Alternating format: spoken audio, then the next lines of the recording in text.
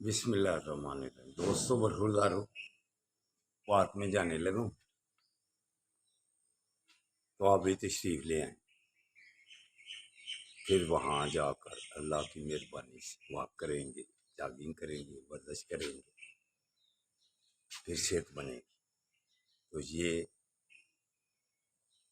اجر زیادہ والا مہینہ محرم الحرام، تو آئیں اس میں عبادت بھی زیادہ کریں اور اللہ کے راستے پر خرچ بھی کریں۔ ان دنوں میں خاص طور پر 10ویں محرم والے دن جو رزق کی فراوانی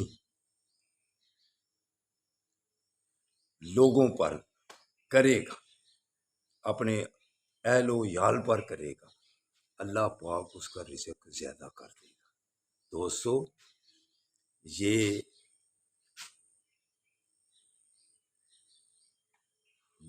برکتیں، اجر اور اللہ کی مہربانی زیادہ ملتی ہے اس مہینے میں، تو اس کو چھوٹی بات نہ سمجھا کرو۔ نماز میں تو ہم اللہم صلی علی محمد وعلی آل محمد وعلی آل محمد پڑھتے ہو کہ نہیں؟ کچھ اور پڑھتے ہو؟ آپ ڈنڈی مار جاتے ہیں ہر طرف۔ ویسے آپ کہتے ہیں درود ابراہیم پڑھا کرو جو نماز میں پڑھا جاتا ہے، تو جو نماز میں درود ابراہیم پڑھا جاتا ہے اس کا ترجمہ بھی پڑھا کرو کہ کس کس پر درود بھیجتے ہو، تو پھر ان کی شان کو بھی سمجھ لیا کرو۔ یا رسول اللہ جب الصلاۃ والسلام علیکہ یا رسول اللہ قرآن میں جس کا حکم ہے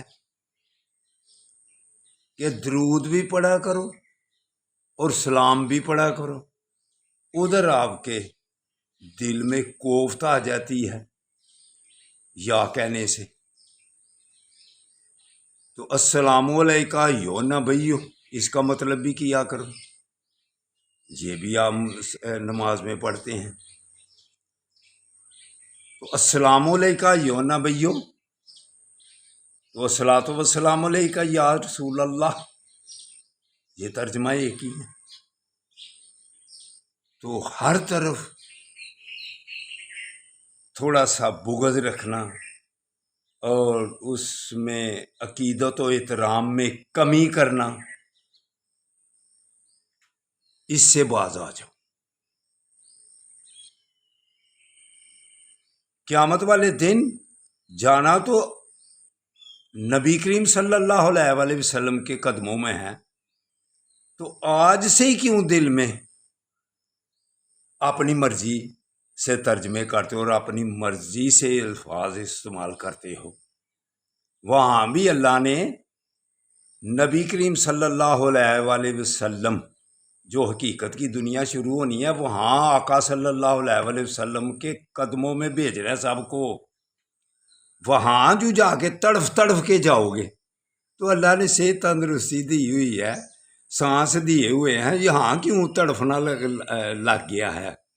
اگر صحت مند رہنا ہے، تندرست رہنا ہے، ذہنی ٹینشن سے بچنا ہے، تو یہاں بھی نبی کریم صلی اللہ علیہ وسلم اور اہل بیت جس کا درود پاک میں پڑھتے ہو اللہم صلی علی محمد وعلی آل محمد وعلی آل محمد، یہ اگر نہ پڑھو تو پھر آپ کی نماز ہو جائے گی؟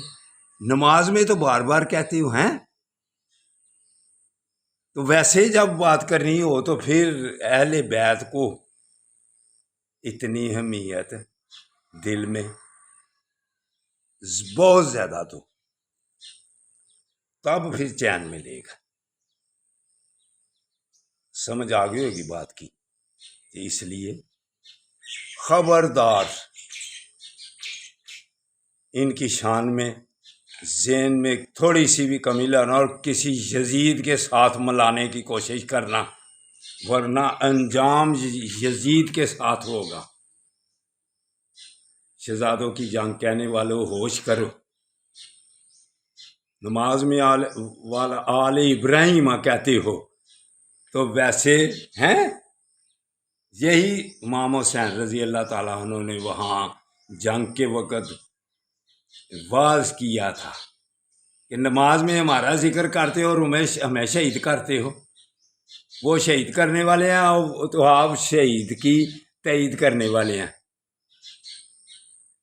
تو اس سے اگر بچو گے تو نماز پڑھ لی وگرنہ سجدہ ہی ہے بس، دوزوں میں جو جا کے پھر سڑنا ہے تو یہ صرف سجدے ہی ہیں۔